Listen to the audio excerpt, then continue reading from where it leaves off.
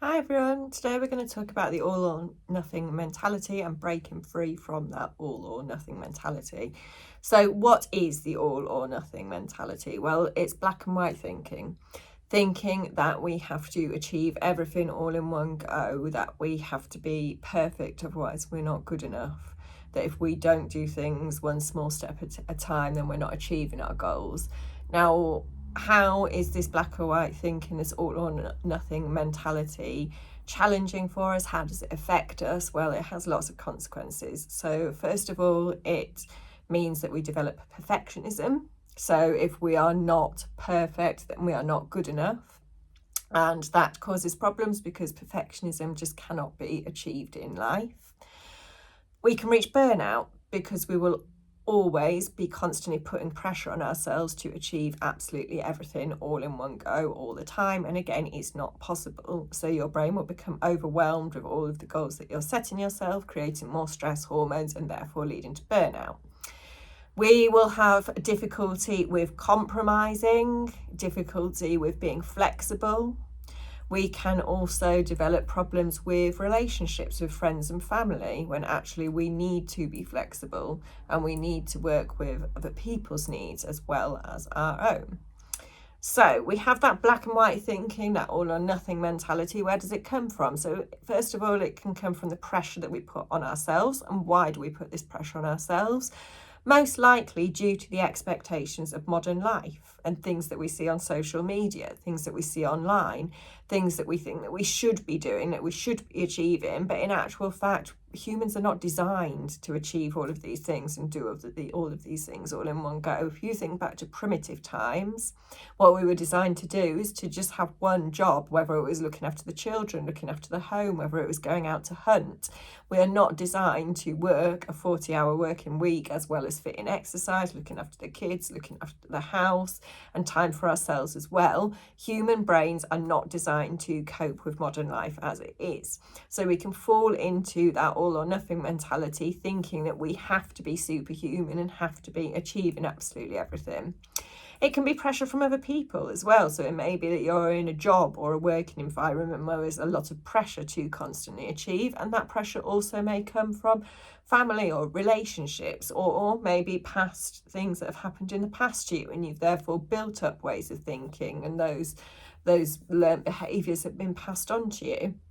So lots of different ways we can impact ourselves and lots of different ways that all or nothing mentality can affect us.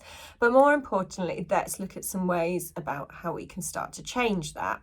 So alongside our black and white thinking, what I then want you to think about is that you also have a grey area. So if you imagine it a little bit like a Venn diagram, so that black and white thinking, so one part of that Venn diagram is I have to achieve absolutely everything. The other part is I can't do any of it.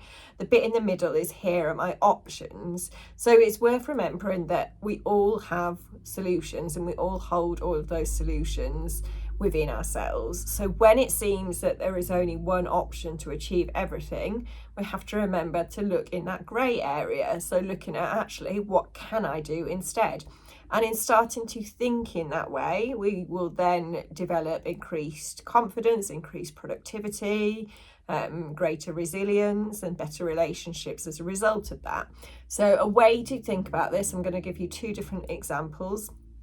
So the first one is to think about it as a staircase. So if you are at the bottom of that staircase and you are trying to get to the top of that staircase, now you can't just run up those stairs and jump them all in one go and you've achieved everything. You have to take one step at a time. So when you're putting that pressure on yourself with the all or nothing thinking, I want you to think about that staircase and think about what is the one thing that I can do? What is the one thing within my control? What is the one thing that's going to make the biggest difference right now? And once you've started to take that first step on the staircase, you can then do the next bit and the next bit and the next bit.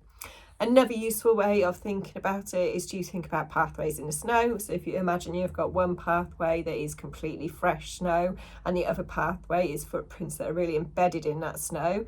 If you're used to going down that old pathway where the footprints are really embedded, it's easy to go down that pathway, but to form that new one, we have to take one step at a time and we have to really embed those footprints in. But again, we can't get to the end of that pathway all in one go. So when we're thinking about putting that pressure on ourselves to do everything, You really need to be mindful of how are you going to break it down. And you can really think about that in terms of exercise as well. When you first started exercising, when you first started, weight training or whatever it is, you weren't able to do it all in one go. And you didn't put that pressure on yourself, excuse me, to go from 0 to 100. You did it one step at a time, and once something became manageable, you then added that little bit of pressure on, and you did it step by step, bit by bit. Now, it's the same mentally. We can't just put everything on ourselves, because that's when we create overwhelm and when we don't end up sticking to anything. Our brain works on achieving little things one step at a time, which is when we then create a little bit of a chemical called dopamine. Once we tick one thing off, when they're more likely to achieve the next thing and the next thing and the next thing. So hopefully having a little bit of understanding about why it's okay not to achieve everything all in one go is helpful. Just remember that humans are very different now to what they're designed to be, and unfortunately brains haven't evolved with the pace of modern life, technologies that come alongside it. Think about what you want to achieve. So think about your ideal as well.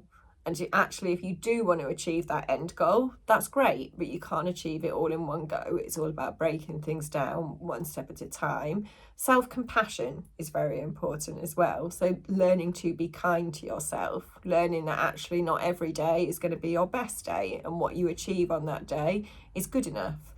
A really useful way that you can start to train your brain to realise this is to write a few things down every day that have either been good or that you have achieved.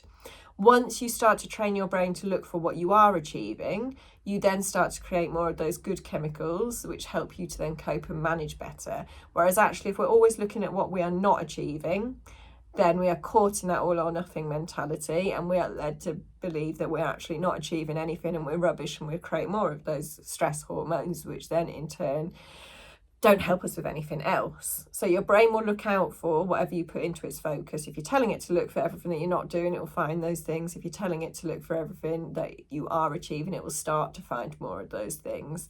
So to summarize, to start to change that all or nothing mentality, look at your goals, break them down into really small steps, self-compassion with yourself, be kind to yourself, build a bit of time in to actually look after yourself. Therefore, you're going to be more likely to achieve your goals in a better and more helpful way to yourself, and look at what you can start to achieve and what you are already achieving, and write those things down every day. Just a few little hints and tips there to help you to understand why we have that all or nothing thinking, and things that we can put in place to support with that.